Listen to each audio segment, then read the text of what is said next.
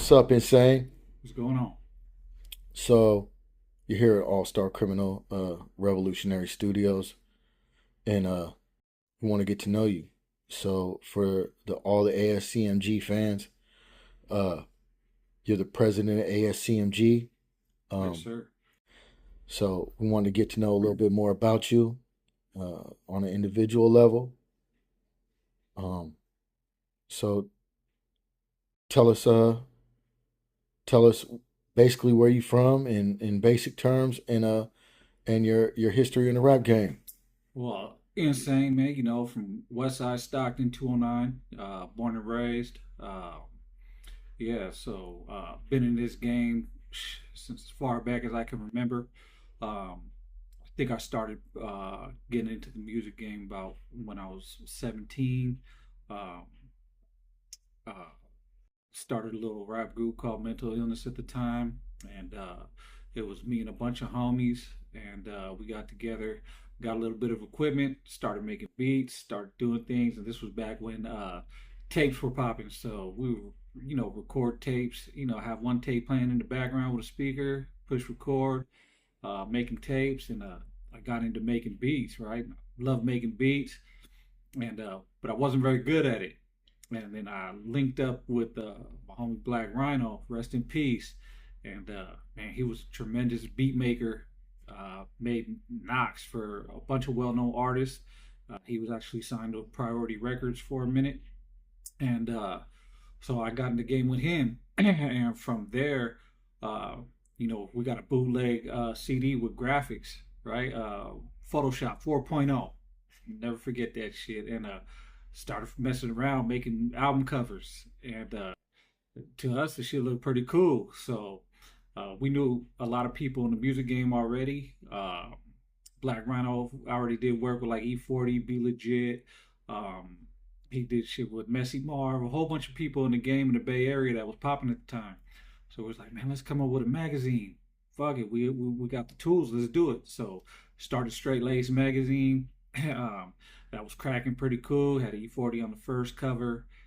Second cover we had Snoop Dogg. Third we had Messy Marv, and yeah, so we were traveling from Sacramento, Stockton to Vegas. We were tied in with Sac big time. We 103.5 The Bomb, Big Kid Boots. We was at almost all the West Coast Wednesdays, um, and then also in LA, we were tapped in with DJ Quick and a couple fools out there, and in Vegas, man, we had a whole bunch of people out there that we messed with.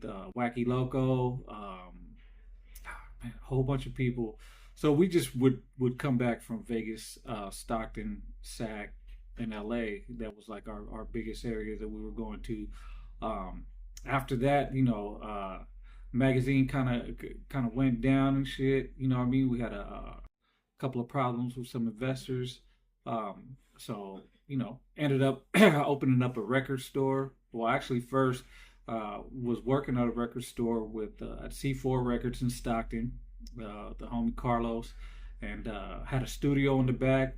Had the group Mental Illness, made a couple albums. We had Money Clip, Unstoppable, um, Real Life Monsters, Bad Influence, and then the most recent one we did was Represent the Struggle, and that was just me and Big Loco. So we had that cracking. C4 closed down. Ended up getting most of the inventory in there. Hooked up with the homie from Frank from Showcase magazine. He hooked us up with a lot of CDs and a lot of stuff. We were fucking with Urban Life Distribution, getting CDs, and so we started up We Seed Records. Shout out to the homie Debo. You know what I mean? He was my partner in We Seed Records. Opened that up right there in Harding Way in Stockton, and did that for a couple of years. Then digital started coming out, messed up with the whole CD things. You know what I mean? So decided to get rid of that. Um, Shit went from there, just doing independent shit, graphic designs and whatnot, still putting out music, trying to make beats, and then linked up with Fats. You know what I mean? Fast forward, linked up with Fats. You know what I mean? Started pushing stuff for the homie Fats. You know what I mean? And see, I got linked up with All Star Criminal. He got out of jail. He hit me up. He told me, "Hey man, we're about to do this podcast. I want you to fuck with it." So ended up starting No Paperwork podcast, and that's where we are right now. We're doing a No Paperwork podcast. From there, Fats hit me up, with the music shit.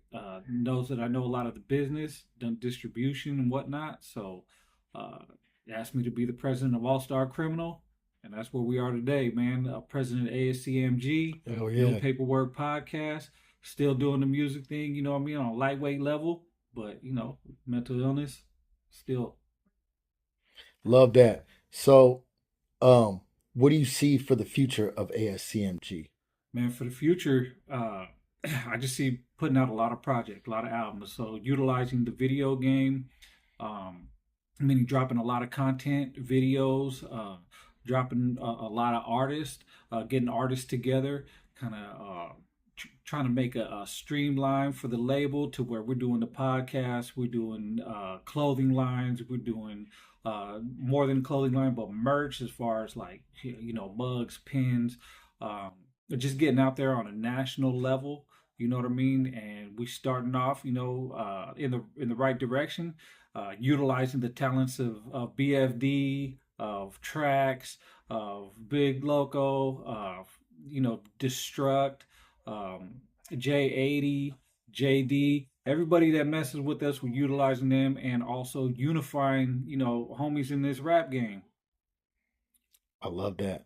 So, we appreciate you, Insane, and we look forward to everything that you do with us in the future. Yeah, man. All Star Criminal, man. No Paperwork Podcast. How we do it, man.